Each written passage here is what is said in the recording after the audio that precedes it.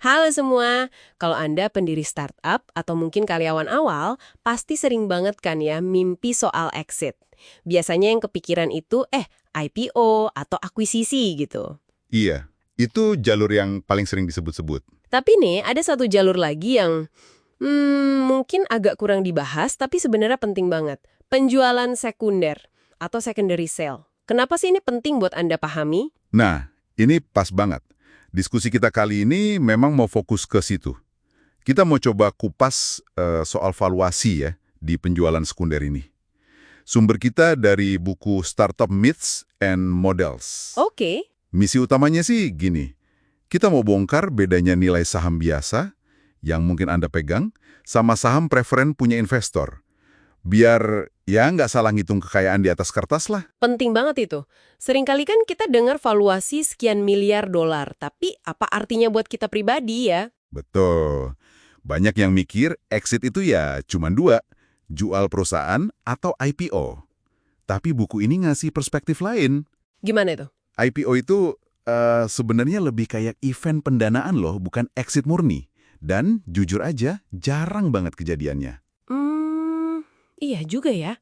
Kalau jual semua perusahaan, Nah, kalau jual semua, ya potensi keuntungan masa depan jadi hilang gitu aja. Sayang kan? oke. Disitulah secondary sale ini masuk gitu. Persis. Penjualan sekunder ini intinya gini, ini transaksi jual beli saham yang udah ada. Biasanya sih saham biasa punya pendiri atau karyawan awal, dijualnya ke investor. Terus uangnya? Nah, ini kuncinya. Uangnya itu masuk ke kantong si penjual pribadi. Jadi bukan nambah modal perusahaan kayak pendanaan primer gitu.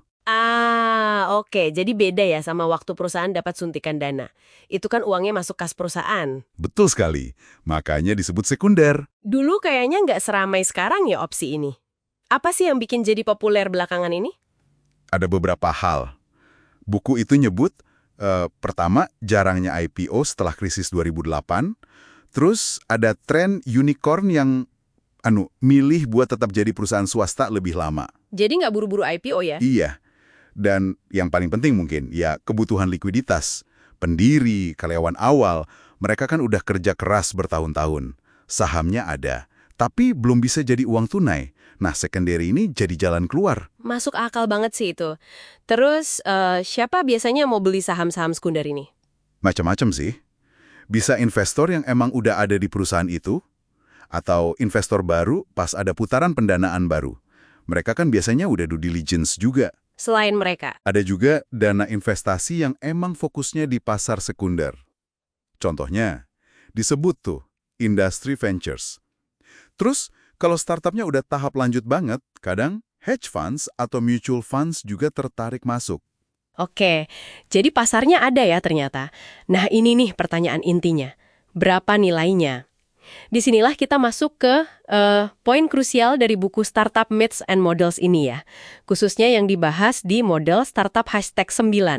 Beda valuasi saham biasa versus saham preferen di sekunder. Ini kayaknya yang paling penting buat pendengar kita pahami. Persis. Ini pemahaman kunci banget. Gini, investor itu kan biasanya pegang saham preferen.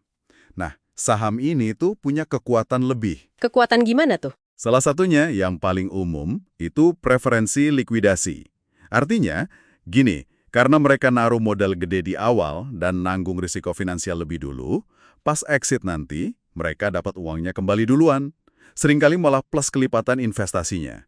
Baru setelah itu sisanya dibagi ke pemegang saham biasa. Wah, jadi ada antriannya gitu ya? Pemegang saham biasa kayak pendiri atau karyawan ini di barisan belakang berarti? Kurang lebih begitu, terutama di awal-awal.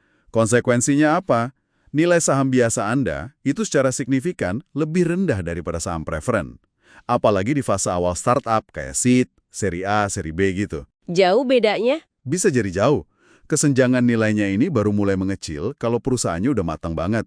Udah mau deket-deket IPO atau mau diakuisisi besar. Buku ini nyebut soal valuasi 409E juga. Itu apa lagi? Nah, valuasi 409A itu semacam penilaian nilai pasar wajar atau fair market value khusus untuk saham biasa.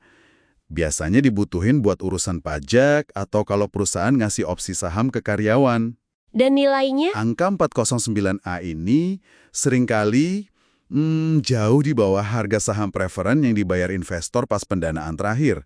Bisa cuma 1/10 atau mungkin 1/3 gitu. Ini karena ya itu tadi, saham preferen punya hak-hak istimewa. Wow, itu beda banget ya. Jadi kalau buat Anda nih yang pegang saham biasa, pesannya jelas banget ya. Jangan langsung anggap nilai saham Anda per lembar itu sama dengan harga saham preferen yang diumumin pas ada pendanaan baru. Kalau mau dijual di pasar sekunder, siap-siap aja ada diskon besar. Betul. Ibaratnya, Anda dan investor itu jual barang yang beda nilainya meskipun sama-sama saham perusahaan itu. Tapi menariknya, sikap visi atau pemodal Ventura katanya juga berubah ya soal ini. Dulu kan kayaknya agak ketat. Iya, buku ini juga bahas itu. Dulu, visi cenderung agak melarang pendiri jual saham sekunder. Takutnya nanti pendirinya jadi kurang semangat gitu. Udah dapat uang, Terus sekarang, sekarang lebih cair sih pandangannya. Mereka mulai sadar kalau ngizinin pendiri atau mungkin karyawan kunci buat jual sebagian kecil sahamnya, misalnya 10% gitu, itu malah bisa ngurangin tekanan pribadi mereka. tekanan buat buru-buru exit maksudnya. Iya, bisa buat beli rumah atau kebutuhan lain kan. Jadi mereka bisa lebih tenang, lebih fokus bangun perusahaan buat jangka panjang. Nggak kepikiran harus cepet-cepet jual perusahaan cuma karena butuh uang pribadi. Oke. Jadi semacam kartu pengaman ya yang malah bikin kepentingan pendiri dan investor jadi lebih sejalan dalam jangka panjang. Pendiri dapat likuiditas, tapi nggak harus menggadaikan masa depan perusahaan terlalu dini. Benar sekali. Jadi, ya, penjualan sekunder ini bisa jadi opsi yang bagus buat likuiditas. Tapi, pesan utamanya yaitu tadi, sadar dan paham betul beda valuasi antara saham biasa Anda dan saham preferen. Angkanya nggak 1:1, apalagi di awal. Oke. Nah, sebagai penutup nih, mungkin satu hal buat Anda renungkan. Kalau lain kali Anda dengar berita soal valuasi startup unicorn yang fantastis banget, coba deh pikirin lebih dalam. Kira-kira berapa sih nilai real per lembar saham biasa yang dipegang pendiri dan karyawannya kalau dijual di pasar sekunder? Jawabannya bisa jadi cerita yang sangat berbeda dari headline berita.